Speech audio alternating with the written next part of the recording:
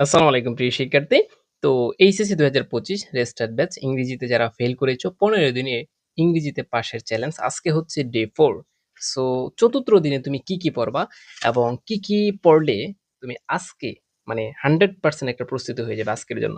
তো ইংরেজি first part scene পড়বা নেলসন ম্যান্ডেলা। নেলসন ম্যান্ডেলার যে গল্পটা আছে এটা সুন্দর করে তুমি আগে বাংলাটা পড়বা। আগে তার সম্পর্কে জানবা। এরপর রিয়ারেন্স পড়বা ১১ থেকে আ ১১ থেকে ১৫ টা পর্যন্ত হচ্ছে কি আমার লেকচার শিটের বাংলা সহ যে রিয়ারেন্স দেওয়া আছে। রিয়ারেন্স কেন আমি দিছি এবার বুঝো, একটা বোঝার আছে। কারণ রিয়ারেন্সে ১০ নাম্বার, একটা কমন হলেই ১০ এ ১০। এইটা হচ্ছে অঙ্কর মতো, ঠিক আছে? এরপর লিখিত অংশ স্টোরি, এবার একটু বুঝো। স্টোরি কেন বললাম? স্টোরি কি করবা দেখো, চট্টগ্রাম ২০২৫, যশোর ২০২৫, দিনাজপুর ২০২৫, রাজশাহী ২০২৩, চট্টগ্রাম ২০২৩। এই স্টোরিগুলোকে বলা হয়, এগুলো হচ্ছে ক্রিয়েটিভ স্টোরি আসছে। এখন স্টোরি অনেকে লিখতে পারে না। আজকে তুমি কি করবা জানো? আজকে তুমি শুধু এই ৫ টা স্টোরি দেখবা। এই ৫ টা স্টোরি শুধু দেখবা যে কিরকম স্টোরিটা আসছে, হ্যাঁ? তাদেরকে ঘুরে দেখবা যে তাদের কাহিনীটাকে পড়ার দরকার নাই। শুধু দেখবা আর কিছু না। ক্লিয়ার? বুঝতে পারছো? এরপরে তাহলে ইংরেজি ১ম পত্র এতটুক পর্যন্ত। ইংরেজি ২য় পত্র, গ্রামার অংশ ২ নং প্রশ্ন। মরণ পড়া পড়বা আজকেই শেষ। কোনটা মরণ পড়া পড়বা? এই যে ২ নং প্রশ্ন। হুম? এইটার বেসিক ক্লাস দেখবা, প্র্যাকটিস করবা বোর্ড কুইশন। এরপরে এটা যাতে পরীক্ষার আগ পর্যন্ত না পড়া লাগে, এটা যাতে তুমি ৫ এ ৫ পাও, মরণ পড়া দিয়ে দেবা। ক্লিয়ার? বুঝতে পারছো? আচ্ছা, এরপর লিখিত অংশ কি পড়বা? অ্যাপ্লিকেশন ২ টা একসাথে, মরণ পড়া। এই যে অ্যাপ্লিকেশন 1 ফর্মুলা 1 আর ফর্মুলা 2 যে দিছি, এই ২ টা আজকে এমন পড়া দিবা, মরণ পড়া, যাতে মরণের পর আর পড়তে না হয়। প্রিয় শিক্ষার্থী, তোমাকে এই বছর কিন্তু পাস করতে হবে, না হয় বাড়িতে জায়গা নাই, বাসাতে জায়গা নাই। বিয়ে দিয়ে দিবে, না হয় বিয়ে করাবে। আশা করি বুঝতে পারছো। তোমাকে কি পড়া পড়তেই হবে। এজন্য আমি বলছি মরণ পড়া। অ্যাপ্লিকেশন ২ টা আমার শিটের ভালো করে পড়বাই তুমি, হ্যাঁ? তোমাদের প্রতিদিনের ফরজ পড়া, যেটা পড়তে হবে, যেটা না পড়লে তুমি ফেল করবা, পাস করতে পারবে না। প্রিয় শিক্ষার্থী, এইটা আমি তোমাকে প্রতিদিন শিখাই দিব, পড়িয়ে দিব। এর চেয়ে আর বড় কি আছে বলো তুমি আমাকে? সো দেখো, ফরজ পড়ার ১ নাম্বার যে কাজটা, ১০ টি ভার্বের ফর্ম তুমি প্রতিদিন পড়বা। এখন আমি একবার বলে দিতেছি, প্রিয় শিক্ষার্থী, তুমি যদি প্রতিদিন ১০ টা করে ভার্বের ফর্ম পড়ো, তার মানে ১০ ইন্টু ১৫, ১৫০ টা ভার্বের ফর্ম শিখলেই ইটস এনাফ, আর কিছু লাগবে না। সো প্রতিদিন ১০ টা করে আমার এই লেকচার শিট থেকে তুমি সিরিয়াল বাই সিরিয়াল প্রতিদিন ১০ টা করে, ১ম দিন পড়লা ১, ২, ৩, ৪, ৫, ৬, ৭, ৮, ৯, ১০।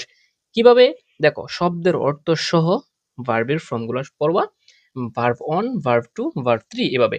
যেমন আমি একবার তোমাকে শিখাইয়া দিচ্ছি, এরকম সিস্টেমে তুমি, যেহেতু আমি তোমাকে পিডিএফটা দিয়ে দিছি, সো এই ভার্বের ফর্ম এখানে মোস্ট ইম্পোর্টেন্ট ১৫০ টা ফর্ম রাখছি, যাতে যেগুলো পড়লে কোনো স্টুডেন্ট কোনোদিন ফেল করবে না। আশা করি বুঝতে পারছো।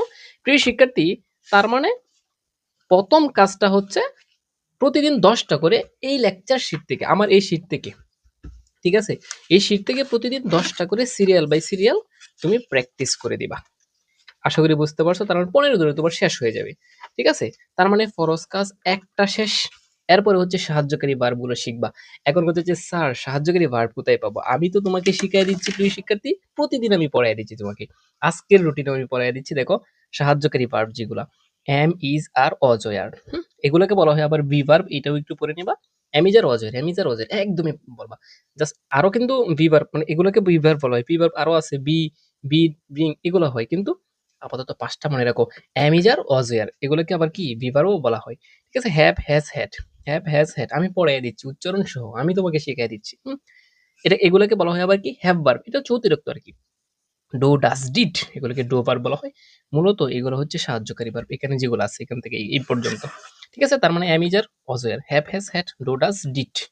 এরপরে দেখো ক্যান, কুড, শ্যাল, শুড। আমি যে সিস্টেমে তোমাকে শিখাইতেছি, এভাবে পড়বা, এভাবে লিখবা, এভাবে নোট খাতা করবা, তাহলে সারা জীবন মনে থাকবে, তুমি স্টুডেন্টও পড়াইতে পারবা। তাহলে can, could, shall, should, will, would, may, might, must, ought to, need, dare, used to, এগুলো হচ্ছে সাহায্যকারী ভার্ব। তাহলে কি প্রতিদিন যদি তুমি এটা পড়ো, মনে থাকবে না? আমি তোমাকে শিখাই দিচ্ছি তো। তাহলে কি ফরজ কাজ আমাদের ২ নাম্বার কাজ শেষ। এরপরে দেখো ৩ নাম্বার কাজ হচ্ছে WH ওয়ার্ড গুলো তোমাকে পড়তে হবে। কোনগুলো?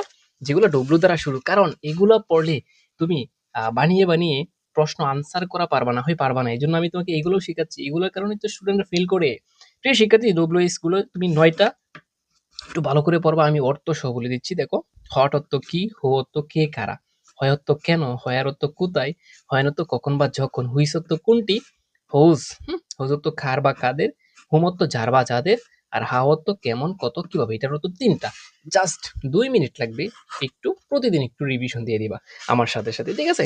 তার মানে আমাদের 3 নাম্বার কাছে এখন হচ্ছে 4 নাম্বার যে কাজটা করবা ফরজ কাজ, সাবজেক্টিভ ফর্ম গুলো তুমি পড়বা। সাবজেক্টিভ ফর্ম স্যার কোনগুলা, জীবনে আমি নামই শুনে নাই। প্রিয় শিক্ষার্থী, এই জন্যই তো তুমি ফেল করছো।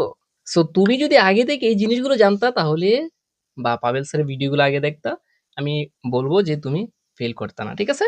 সাবজেক্টিভ ফর্ম দেখো, এগুলো সাবজেক্টিভ ফর্ম, যেমন I, you, we, he, she, they, it, এগুলোকে সাবজেক্টিভ ফর্ম বলে। এখন শুধু সাবজেক্টিভ ফর্মও শিখাবো না তোমাকে, আমি অবজেক্টিভ ফর্মও শিখাবো, প্রসেসিভও শিখিয়ে দিব। তুমি জাস্ট এইভাবে করবা যে I, me, my, I, I, me, my, you, you, your, এগুলো শিখলে ন্যারেশনও পারবা তুমি, ঠিক আছে? তারপরে we, us, our, he, him, his, she, her, her, they, them, their, it, it, its. Just প্রতিদিন 2 মিনিট জাস্ট একটু পড়ে নেবে এগুলো। আমি প্রত্যেক দিন তোমাকে পড়ায় দিব, ঠিক আছে? এরপরে তার মানে কি 5 নাম্বার কাজ, আমরা 4 নাম্বার কাজ, 5 নাম্বার হচ্ছে 10টি ইংরেজি শব্দের অর্থ শিখবে। এখন কোথায় থেকে শিখবো? প্রতিদিনের রুটিনে যে সিনগুলো থাকবে, পেসেজ গুলো থাকবে, যে কোনো স্থান থেকে 10টা ইংরেজি শব্দের অর্থ লিখে লিখে তুমি পড়বা, ঠিক আছে? 6 নাম্বার যে ফরজ কাজ, প্রিয় শিক্ষার্থী, এই দুইটা ফরজ কাজ খুবই মানে 6 এবং 7 নম্বর যে ফরজ কাজ, এটা 100% পড়তেই হবে, তোমার পড়তেই হবে। আমি যেগুলো দিচ্ছি এগুলো শুধু স্টাডি প্ল্যান না, আমি তোমাকে পড়াইও দিচ্ছি প্রতিদিন, ঠিক আছে? হোম টিউটরের মতো। হ্যাঁ, প্রিপোজিশন শিটটা পড়বা, কারণ এখান থেকে 5 নাম্বার পাবা। এখন এই যে প্রিপোজিশন শিট, আমার এই শিট থেকে মাত্র 9 পৃষ্ঠার একটা শিট থেকে 5 নাম্বার তুমি নিশ্চিত পাবা। এই শিটটাও আমি তোমাদেরকে দিয়ে রাখছি, ঠিক আছে? তোমার কাজ হচ্ছে প্রতিদিন প্রতিদিন প্রত্যেক দিন একটা পৃষ্ঠা, আজকে তুমি এই পৃষ্ঠা পড়ছো, এর পরের দিন এই পৃষ্ঠা পড়বা, এর পরের দিন এই পৃষ্ঠা পড়বা, 9টা পৃষ্ঠা। একবার যখন রিভিশন দিবা, আবার নতুন করে আসবা, ঠিক আছে? আবার তুমি নতুন করে আসবা। কিভাবে পড়বা আমি শিখাই দিচ্ছি তোমাকে। যেমন অ্যাবস্টেইন ফ্রম, বিরত থাকা, অ্যাবস্টেইন ফ্রম, বিরত থাকা, এভাবে একটা 6 থেকে 7 বার পড়বা। হ্যাঁ, অ্যাবসেন্ট ফ্রম, অনুপস্থিত, অ্যাবসেন্ট ফ্রম, অনুপস্থিত, ডিফারেন্ট ফ্রম, ভিন্ন। প্রিয় শিক্ষার্থী, এই অ্যাবস্টেইন এর পরে ফ্রম এই বসবে, আর কিছু বসবে না। প্রেপোজিশনও তোমার শিখা হয়ে যাবে, ঠিক আছে? ফ্রম যুক্ত যত প্রেপোজিশন আছে এগুলা, ঠিক আছে? আর আবার দেখো, এদিকে দ্বিতীয় পৃষ্ঠা হচ্ছে পার্ট 2, অফ যুক্ত যত প্রেপোজিশন আছে এগুলো, মানে সিরিয়াল বাই সিরিয়াল তুমি প্রতিদিন রিভিশন দিবা 1 পৃষ্ঠা করে। এরপরে দেখো ট্রু যুক্ত যত প্রেপোজিশন আছে, এগুলোর বাইরে আর কিছু আসবে না। তার মানে এই প্রেপোজিশন তোমাদের 1 নং প্রশ্নেতে থাকবে। কথা বুঝতে পারছো? কথা বুঝতে পারছো? তার মানে কি এটাও একটা টপিক পড়া শেষ হয়ে যাবে তোমার। আচ্ছা, এরপরে দেখো 7 নাম্বার যে ফরজ কাজ, 8 নাম্বার মানে 8 নং প্রশ্ন থাকবে তোমার সিনোনিম অ্যান্টোনিম, তোমার প্রশ্নপত্র। আমি প্রশ্নপত্রটাও দেখায় দিব তোমাকে, কোনো সমস্যা নেই। এই যে তুমি দেখো 25 সালে ঢাকা বোর্ডে যে প্রশ্নটা আসছিল, তোমাদের সেম সিস্টেমে মানে প্রশ্নটা আসবে। এই যে 1 নম্বরে প্রেপোজিশন আসছিল, ঠিক আছে? এই প্রেপোজিশন জাস্ট উত্তরটা লিখলে হয়ে যাবে তোমার। আচ্ছা, এখন এটা কত নঙ্গে থাকে দেখো, 1 নম্বরে প্রেপোজিশন থাকে, 2 নম্বরে ওয়ার্ডস ফ্রেজ, হ্যাঁ, 3 নম্বরে কমপ্লিটিং সেন্টেন্স। আমরা একবার শেষে চলে যাই, ঠিক আছে? এই যে দেখো 8 নম্বরে তোমার সিনোনিম অ্যান্টোনিম থাকে। এগুলো তোমাকে পড়তে হবেই হবে, এজন্য আমি বলি যে প্রতিদিন সিনোনিম অ্যান্টোনিম পড়বা। হুম 8 নং প্রশ্ন থাকে সিনোনিম অ্যান্টোনিম, প্রতিদিন 2টা বোর্ড পড়বা। এখন আমি সিরিয়াল বলে দিচ্ছি, তুমি কোন সিস্টেমে পড়বা, ক্লিয়ার?